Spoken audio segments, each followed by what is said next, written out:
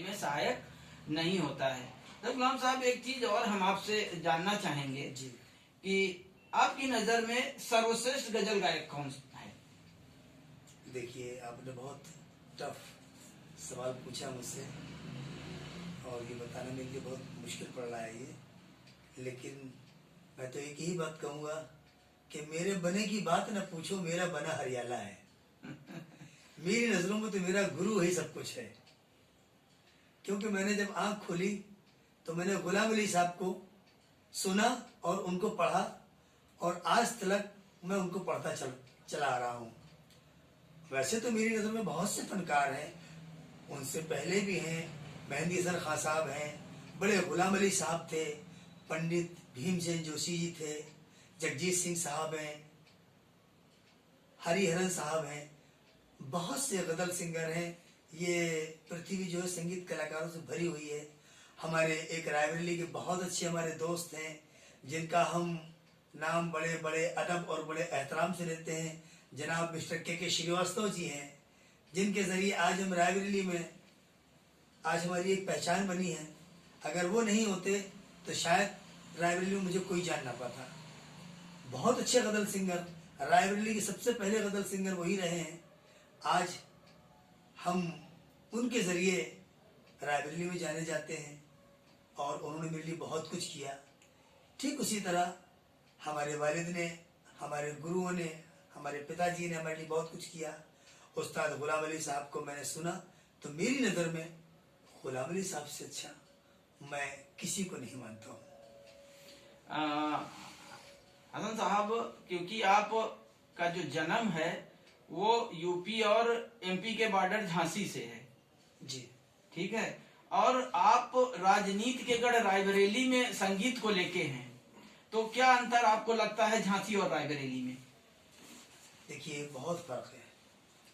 हमारे झांसी का जो माहौल है बुंदेलखंडी माहौल है, और यहाँ पे हम इसलिए बसे हैं कि यहाँ पे अदब, तहजीब, तमीज़, प्यार कुछ हमको ज़्यादा ही मिला यहाँ पे।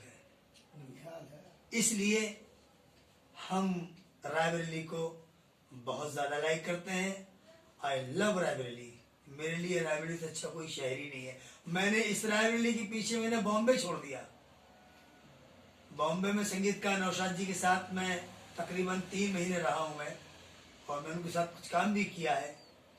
और उसके अलावा और भी तमाम म्यूज़िक डायरेक्टर, हमारे एक बहुत अच्छे शायर भी मुमताज़ राशिद साहब, जिनकी गज़लों को मैंने बहुत गाया है। तो मैं तो यही कहूँगा कि मेरे लिए रायबरेली से अच्छा कोई शहर मुझे लगा, और मैं रायबरेली में हूँ, बहुत सुकून से हूँ। मेरा अपना एक स्कूल है यहाँ पे, SJS इंग्लिश मीडियम स्कूल है, उसमें मैं म्यूज़िक टीचर हूँ गंगागंज ब्रांच में। और आज मैं जो कुछ भी हूँ आप सब लोगों की दुआओं से हूँ यहाँ पे। अच्छा, इस समय उत्तर प्रदेश में क्योंकि चुनावी माहौल चल रहा है और हमें जहाँ तक पता है कि आप चुनावी गीत भी गाते हैं, कोई आपके जहन में ऐसा 2 लाइन का कोई चुनावी गीत आ रहा हो अगर तो जरा सुनना चाहेंगे हम। देखिए, ये सवाल भी मेरे लिए बड़ा मुश्किल है, क्योंकि एक शायर, एक कवि मुझे लिख करके देता है तो मैं उसकी धुन बनाता हूँ, तभी गाता हूँ मैं। फिलहाल में मेरे पास में तो अभी ऐसा कोई गीत है भी नहीं है जो मैं आपको सुना सकूँ। लेकिन हाँ, ये ज़रूर है कि अगर मुझे कोई गीत लिख करके देगा तो मैं उसको कंपोज कर सकता हूँ, मैं बहुत बखूबी उसको सुना भी सकता हूँ मैं। चलिए, कोई बात नहीं है, चुनावी माहौल है तो इसलिए ये बात पूछी गई। आप क्योंकि कव्वाली में भी काफी इन्वॉल्व रहे हैं, कोई ऐसी एक कव्वाली आपके जहन में आ रही हो तो हम सुनना चाहेंगे। कव्वाली के बारे में भी दर्शकों को काफी पसंद करते हैं कव्वाली, तो अगर कोई कव्वाली आपके जहन में से आए।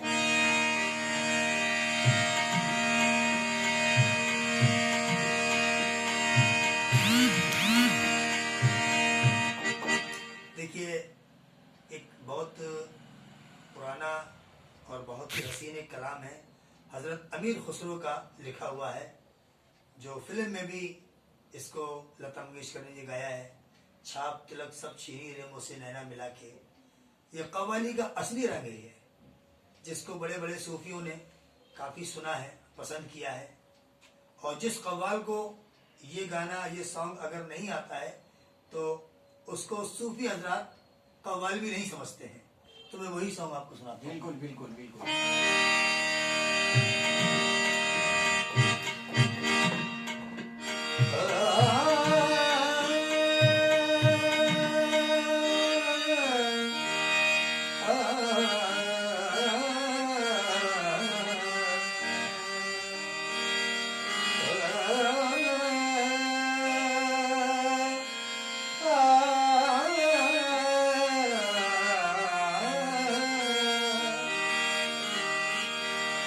अपनी छब बनाए के जो मैं प्यू के पास गई, अपनी छब बनाए के जो मैं प्यू के पास गई, जब छब देखूं प्यू की सो मैं अपनी भूल गई।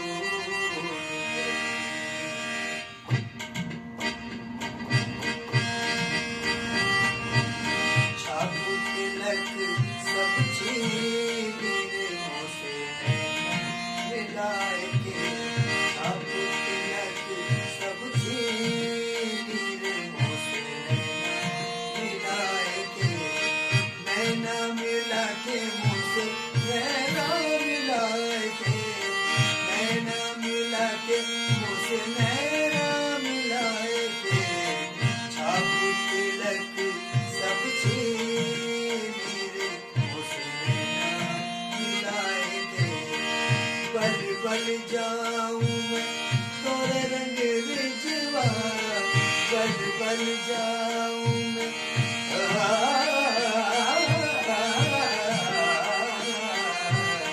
बल बल जाऊं मैं तोरे रंग रिजवा, बल बल जाऊं मैं तोरे रंग रिजवा, मुहे सुहाग अपनी सी रंग दी रे मुझसे नैना मिलाए के, अपनी सी रंग दी रे मुझसे नैना मिलाए के, छाप तिलक सब छीन रे मुझसे नैना मिलाए के।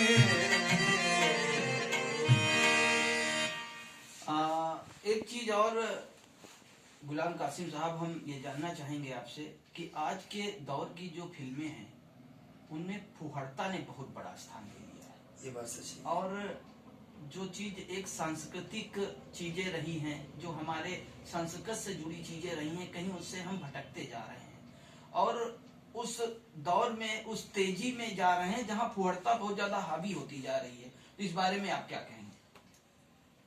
ये बात तो हकीकत है कि आजकल जो गाने आ रहे हैं उनमें ना कुछ एक अदब है, ना उसका कोई एहतराम है, बड़े बेअदब गाने आ रहे हैं। और जाहिर सी बात है कि उसी माहौल में आप भी और हम भी हैं, सब उसको पसंद हैं क्योंकि बुजुर्गों की कोई बात को मानते ही नहीं है। और जबकि ये हकीकत है कि हमने अपने बुजुर्गों की बहुत इज्जत की है, बहुत एहतराम किया। अगर किसी ने कुछ कहा तो उसको हमने समझा भी है और जाना भी है और वो गलती दोबारा नहीं की है। लेकिन आजकल ये जो गाने आ रहे हैं, इन गानों से हम सब कलाकारों के ऊपर काफ़ी असर पड़ा है, क्योंकि जो हम लोग शास्त्रीय संगीत है वो एकदम से खत्म होती जा रही है। लेकिन हम ही गिरती हुई दीवार को थामे रहे, वरना हम ही, राहत इंदौरी साहब का एक शेर है कि नहीं सॉरी मनोहर राणा साहब हमारे रायबरेली के बहुत अच्छे शायर हैं, उनका शेर है ये कि हम ही गिरती हुई दीवार को थामे रहे, वरना सलीके से बुजुर्गों की निशानी कौन रखता है। बिल्कुल बिल्कुल सही बात। तो उस दीवार को हम लोग थामे हुए हैं और जब तक जिंदा हैं हम अपने संगीत को बदनाम नहीं होने देंगे, क्योंकि ऐसा कोई साज नहीं है जिसमें तेरी आवाज नहीं है, तुझ तक जो आवाज ना पहुंचे वो दिल की आवाज नहीं है। आज के दौर में एक चीज और काफी देखी जा रही है कि लोग कोशिश करते हैं यहाँ से मुंबई नगरी तक जाते हैं अपना करियर बनाने के लिए, और कई बार वो सफल नहीं होते हैं और डिप्रेशन का शिकार हो जाते हैं। तो जो लोग आज के समय में तैयारी कर रहे हैं और उनको सफलता नहीं मिलती है और वो डिप्रेशन की ओर चले जाते हैं, कई लोगों ने तो अपनी जीवन को भी समाप्त किया है। तो क्या ये उचित कतई नहीं है, ये सभी कहते हैं। तो इन लोगों के लिए क्या संदेश है? इन लोगों के लिए हम एक बात यह कहेंगे कि कोशिश करते ही रहो, कोशिश करते ही रहो, हल भी निकल आएगा। कोशिश करते ही रहो, हल भी निकल आएगा। पेड़ मौजूद है तो फिर फल भी निकल आएगा। क्या बात है, सही बात कही आपने कि पेड़ मौजूद है तो फल तो निकलेगा, आज नहीं तो कल लेकिन निकलेगा। कोशिश के तरीके से होना चाहिए। कोशिश के तरीके से, कोशिश में कोई किसी किस्म की कोई उसमें फॉर्मेलिटी नहीं होनी चाहिए। बिल्कुल सही कहा कि कोशिश करने वालों की कभी हार नहीं होती, कोशिश करने वालों की कभी हार नहीं होती है। गुलाम अली साहब क्योंकि आपके गुरु रहे हैं जी, तो उनका एक बहुत प्रसिद्ध गजल है, ये जो हल्का हल्का सुरूर है, ये उनकी गजल है।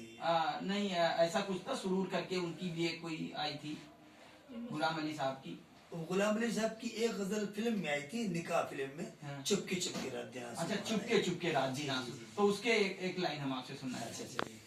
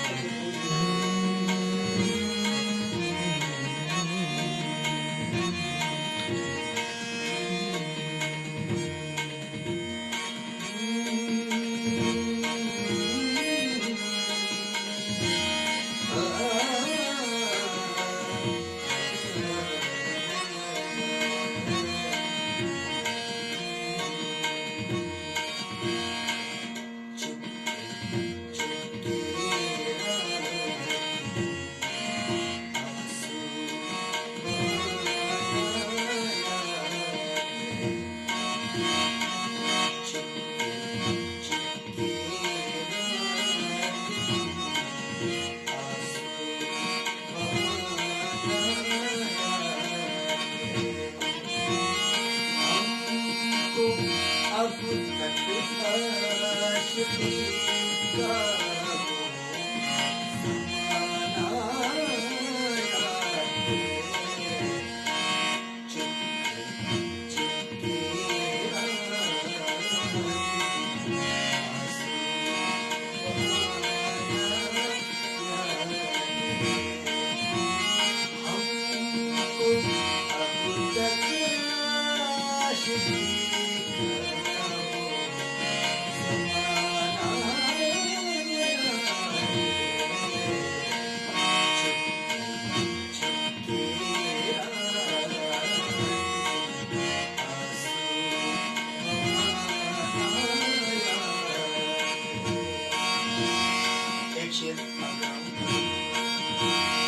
अब मैं समझा तेरे रुखसार पे दिल का मतलब,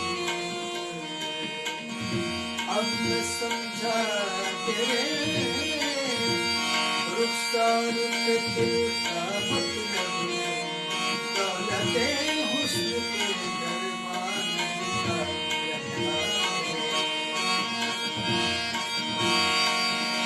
खींच लेना वो मेरा पर्दे का कोना, दफअतन खींच लेना वो मेरा पर्दे का कोना, दफअतन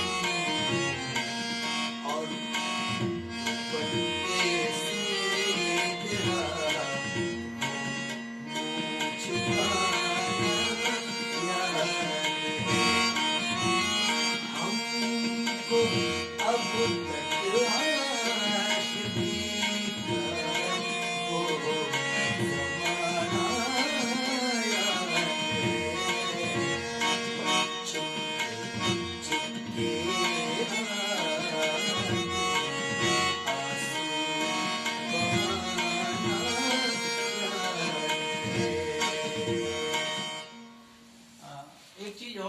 ये जानना चाहेंगे कि जैसे कोई अपना करियर इसमें बनाना चाहता है, कोई बच्चे इसमें आना चाहते हैं, तो संभावनाएं तो असीमित हैं इसमें जी, लेकिन इसके साथ सुरों का नॉलेज भी होना चाहिए। बहुत जरूरी है।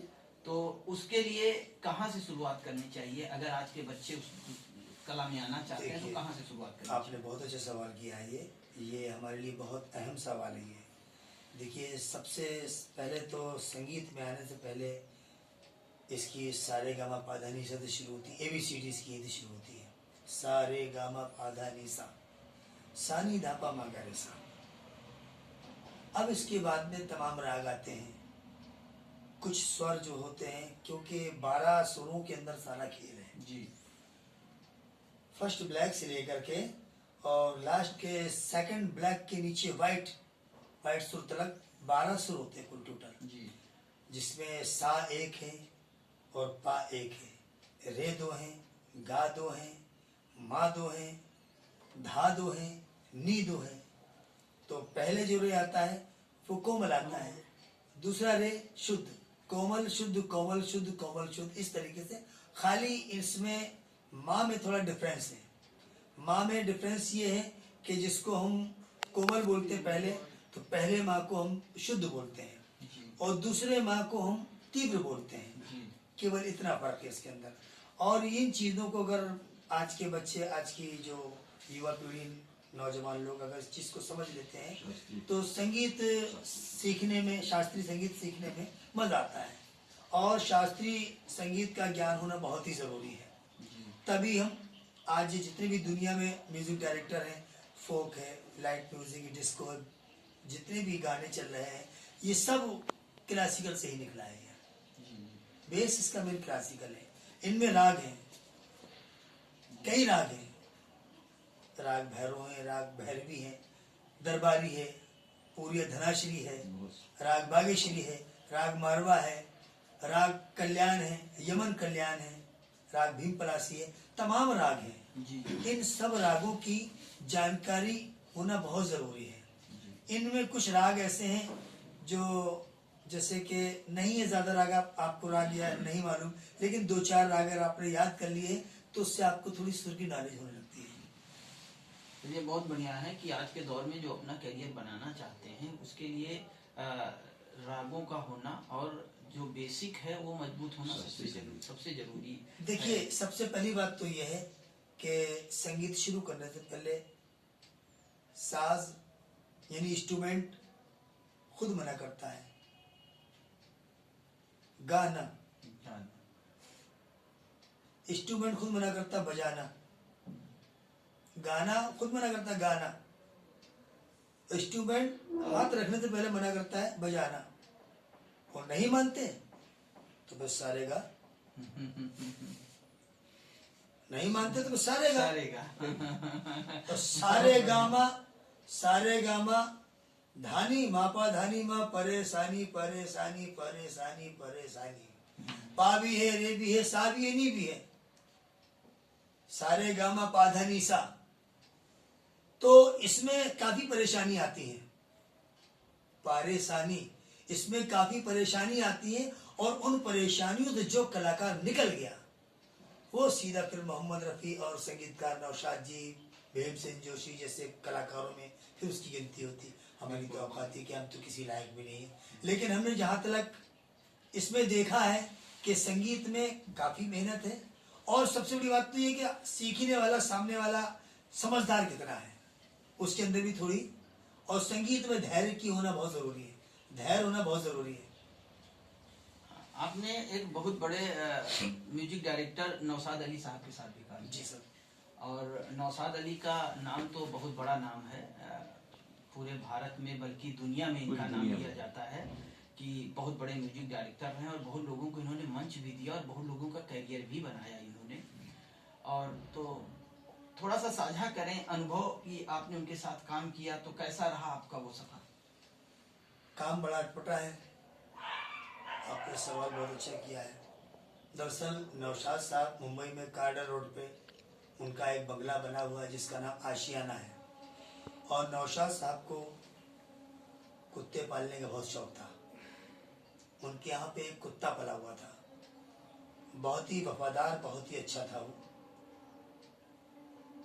उस कुत्ते के लिए हमारी ड्यूटी उन्होंने लगाई थी कि कासिम साहब, मैं जा रहा हूँ, म्यूजिक की मेरी शूटिंग है, आप यहाँ पे हमारे इस कुत्ते की देखरेख करेंगे आप, क्योंकि मरता क्या ना करता, हमें तो ज़रूरत थी।